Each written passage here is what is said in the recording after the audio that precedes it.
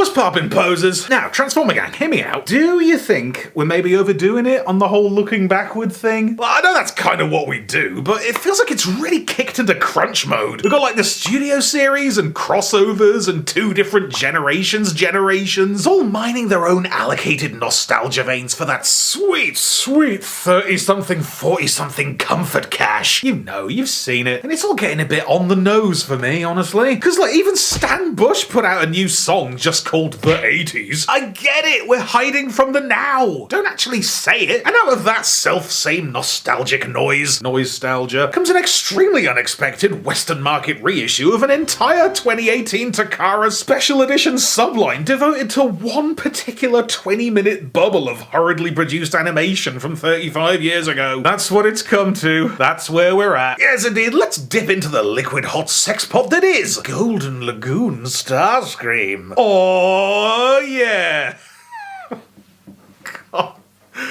Oh, that is awful. Now then, this glittery git and his opulent entourage are pretty much a grab bag of late 20-teens generations figures given an aggressively gleamy finish, which of course is intended to evoke the 1985 episode, The Golden Lagoon, which centered around the standard Transformer squabbling over a precious resource, except this time it was a pond of electrum, a naturally occurring golden miracle fluid which both A, gave the bots the cool shoe shine, and B, made them impervious to laser guns, resulting in a up consequence-free violence rave with a hefty side of habitat destruction, and ending on a memorable bummer note with the gentle beachcomber mourning his complicity in such an abhorrent orgy of avarice and its devastating toll on the natural world. Can't believe they put politics in it. So alright, stick that emotion in a box and sell it at a markup. The perfect toy for our times. A reassuring tinselly trinket to cling to in the age of climate collapse. So get that pre-order in and let's all suffocate together. But yes, this is Takara Emmanuel Goldscream in all his gaudy glory, and clearly the selling point here, nay, the entire point is, oh, shiny. I mean, I suppose it looks sorta snazzy, with an only mildly jarring 2-speed come-up comprising a presumably vacuum-foiled, shockingly shimmery golden coating, alongside a much more muted, creamier complement, so I guess at a glance it does kinda do its thing as an eye-catching, showy-offy toy room focal point, but how does it stack up for the more hands-on, tactile types? Like, is it actually a good toy? Does it need to be? Not really, but is it? No. So the figure itself is the Unite Warriors Starscream mold, which is one of a great many variations on Combiner Wars, I wanna say Skydive? And as a Combiner Wars design, it is somewhat born of compromise.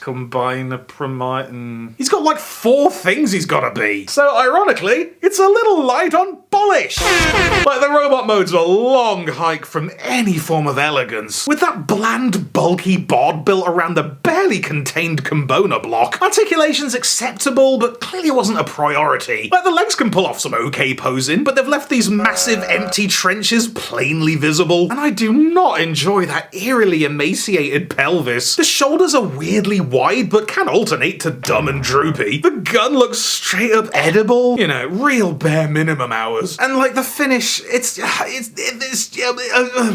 don't know, man. There's just such a gulf between the decadent delight of the shinier sections and the soapy sadness of the plain parts. Well, I get that they couldn't do the coating all over. It's a Transformer, shit's gotta move. But when the look is the whole point of the thing and it only sort of 40% works, you gotta ask, was it a good idea in the first place? No. Except the head. The head is dynamite! It's got the absolute drip with the classic venti cube helmet and the shithead face looking even shitheadier through a veil of oozing wealth. That is more Starscream than Starscream. But what I really want to know is, why this one? Why choose this version of Starscream for the millionaire makeover? Because a lot of the other Golden Lagoon guys, or Lagoonies, a lot of those guys just have the one modern toy. Like, sure, they're a couple of years old, but they're still character current, and they're still good. But this is Starscream. He gets 10 figures a year, and this is one of the very few Jetformer bodies that doesn't really work for him. The cockpit's on his back, so that looks wrong, and the body looks wrong. The wings are the wrong way up, there's no null raised. The vibe is off. Do you know what I mean? Why pick this one for a special edition standalone release? And why still this one? We've had at least 2 dynamite new Seeker squads since the Golden Gang came out. Why would you not update it for the reissue? And why are we not involving Thrust? He invented the Golden Lagoon look. He He invented it! What have you done, Derek? Is it just going to be actual repackaged unsold Takara stock with a new slipcover? Oh, as released in Japan. Don't actually say it. That makes it tacky. Yeah, that makes it tacky. That's what makes this tacky. It's tack all the way down. Can't make myself sick.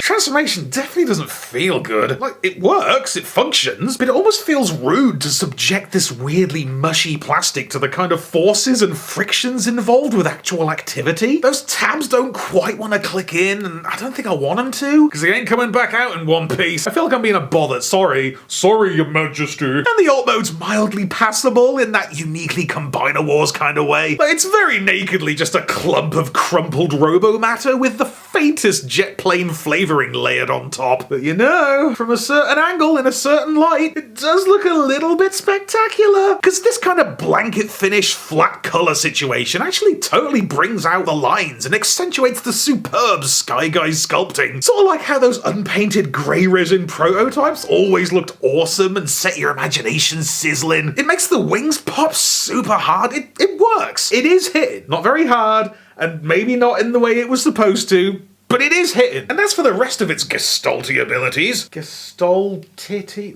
feels kind of lost. I mean, it's not like you can plug it into a giant golden combiner. There's no corresponding chrome-plated body. So the best you can really do is just like a regular special team Superbot with up to 2 full-sleeve infinity gauntlets, which, to be fair, does look pretty baller. And honestly a little bit unnerving in sort of a greed-fueled Midas curse kind of way. And bewilderingly, he can only be an arm, because they gave him one of those shit Power of the Prime's hands that can't be a foot? Why? I mean, why any of this? But why?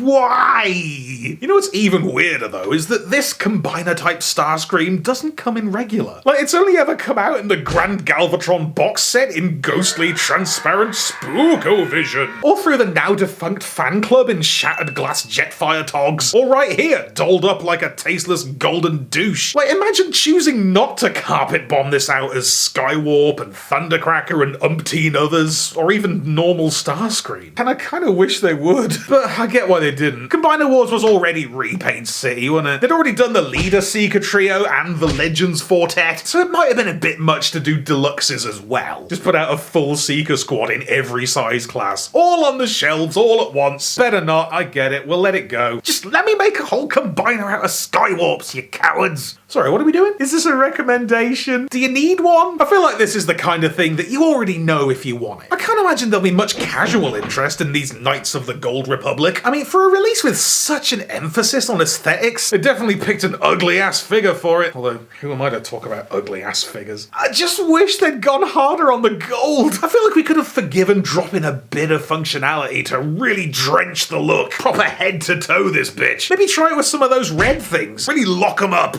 Turn them into trophies. And I suppose we better address the final level of bamboozlitude that the golden robot situation always invites. So I know what you're thinking. Do these golden gods suffer from the same built-in blight that plagued poor Thunderclash and so many of his generation? I don't know. It takes a minute to set in, doesn't it? I'd be stunned if they hadn't figured out the formula by now. But listen, man, you really want it to last forever? You want anything to last forever? In this economy? What'd you expect from the figure based on that downer-ass episode? Has there ever been a story about gold that wasn't cautionary? Starscream is beautiful, and it will die, whether by the sword or the slow decay of time. This is an idol of the unbearable impermanence of perfection, a monument to fleeting prosperity and the hideous price it demands.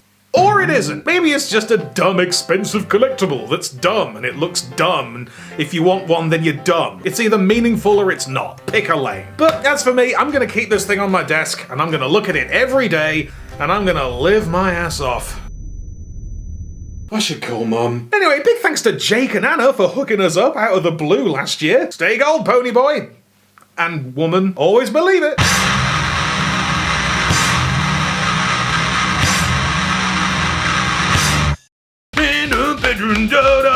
Very croaky this week, don't know what's gone on there. But thank you for watching, hope I didn't bum you out too much. And mega thanks this time to one Mr. Dave Rex, a true king. Okay, later. Be sure to subscribe for more Thew's awesome Transformers reviews. Robocentric vocabugasm.